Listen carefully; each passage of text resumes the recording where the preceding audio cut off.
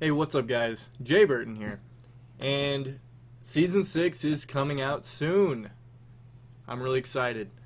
I want to talk about a few things for Season 6 and getting ready for it. First off, that Scorn. Somebody's mowing outside. If you can hear it, I apologize.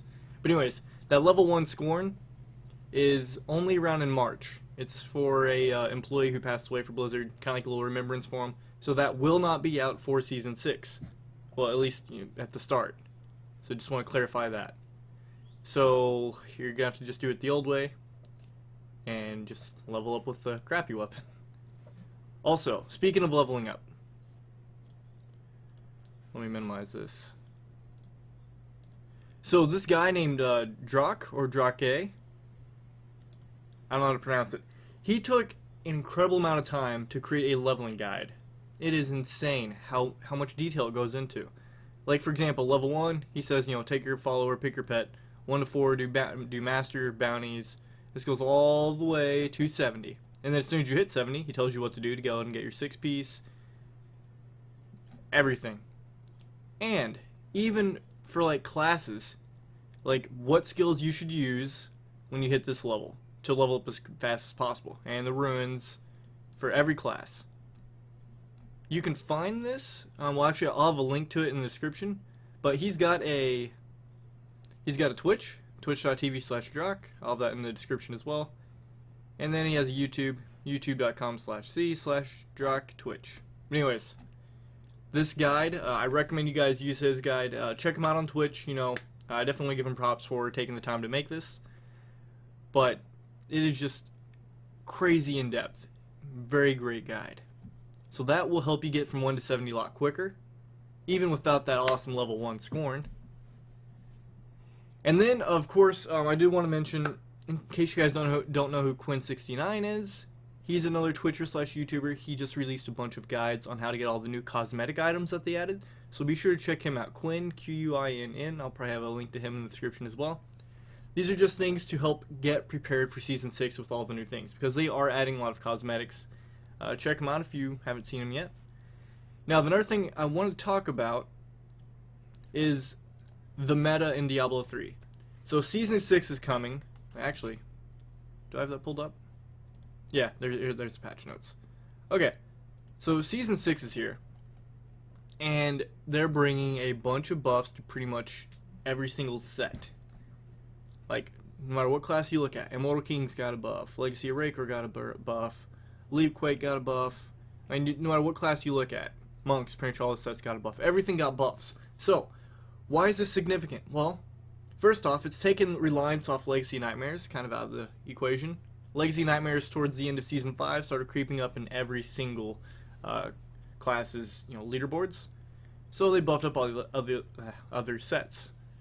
What does that mean? Well, sets are going to be good again, right? But here's the thing. Most players, I'm not saying this is bad, but most players, when they go to start, the first thing they do is like, okay, what set am I going to play?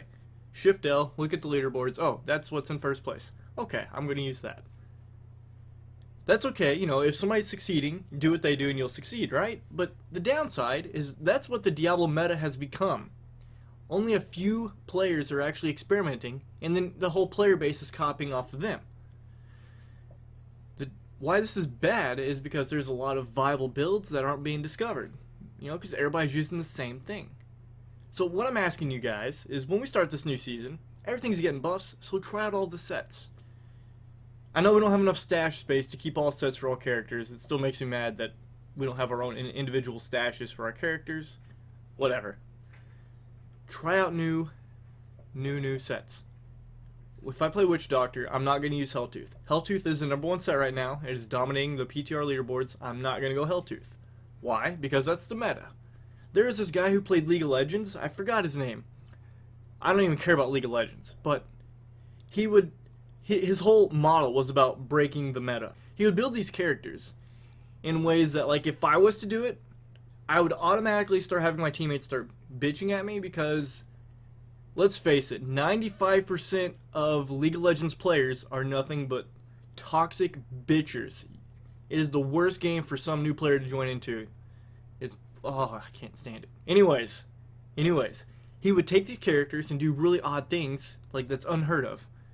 Maybe be in a weird lane with a certain character who maybe is always top lane, or be in a AD when, I don't know, it's just he would do crazy things and it would work. It's really cool.